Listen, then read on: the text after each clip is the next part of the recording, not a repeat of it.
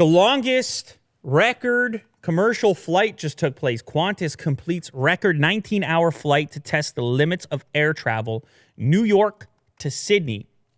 And they did the trip to study the health effects of everyone on board. Isn't that interesting? It didn't even cross my mind. I just assumed, oh, you can do it.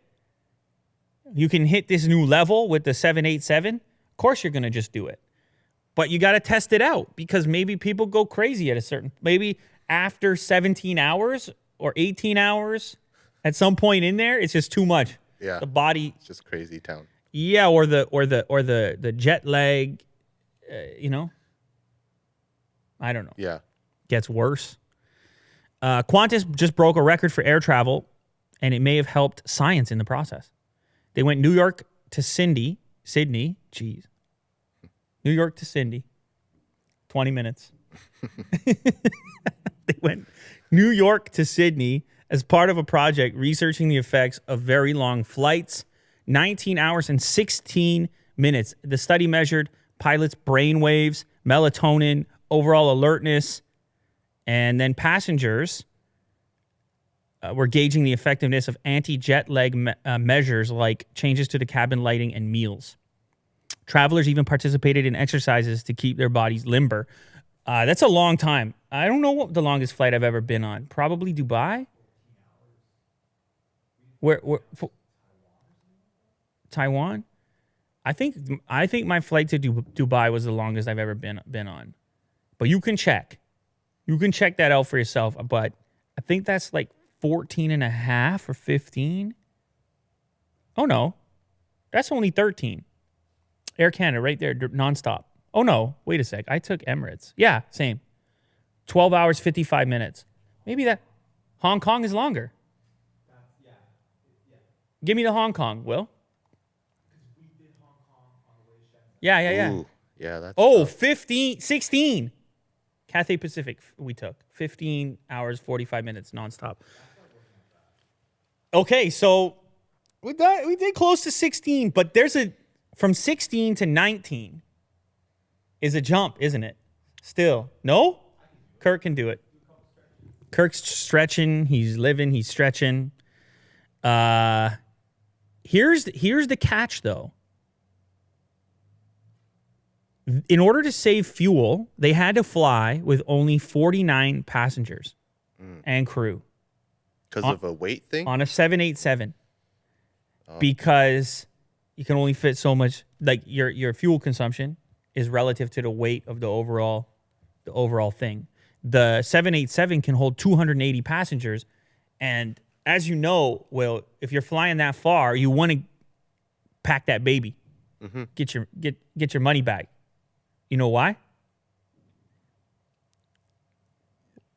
Why would you want to pack the airplane full?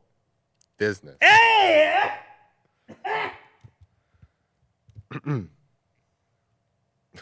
Wow. Are you all right there? Willie, dude, you brought something today. Yeah. I don't know. You woke up. You went for a jog. You brought the Pixel 3. Otis was nice to you today. You drank the iced tea. Mm-hmm. I'm doing all right. Not too bad. You're a guy. I think it's the autumn weather. You're a guy living a life. Oh yeah. That's the best thing about you. Yeah. In 2019.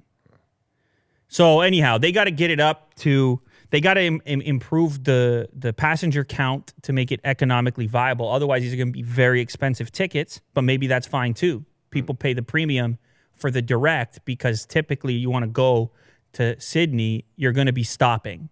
And some people might pay that premium to be on a semi-empty plane heading there direct and saving a few hours in a stopover, a layover, or so forth. They're going to be testing more flights. 2 more flights coming. They're calling it Project Sunrise. London to Sydney, due in November. New York to Sydney, round 2, also in December. And a decision on the initiative is expected before the end of 2019. So they're going to look at the health effects on the pilots and the passengers. If everybody's cool and it all worked out, then they might start running these things as actual flights. But yeah, 19 hours, 16 minutes. That's going to be a rough one, as far as I'm concerned. Yeah. Kirk says no problem. Like economy would be pretty bad. Kirk says no problem.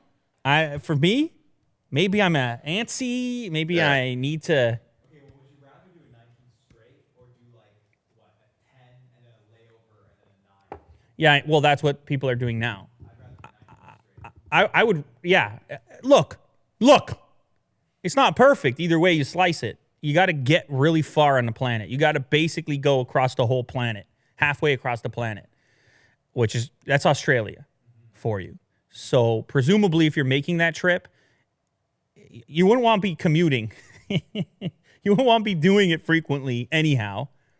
And from my understanding, Australia's pretty cool. So I guess you get the bonus at the end of it. You get there. What do? You go to Brisbane. You don't go to Brisbane. Kirk goes to, I don't know where you go. You land in Sydney. Maybe that's good enough. Yeah, you just chill. Maybe that's good enough. But I thought you want to go to the beach as well. So you got to go up the coast. You got to go to the Gold Coast and all that stuff.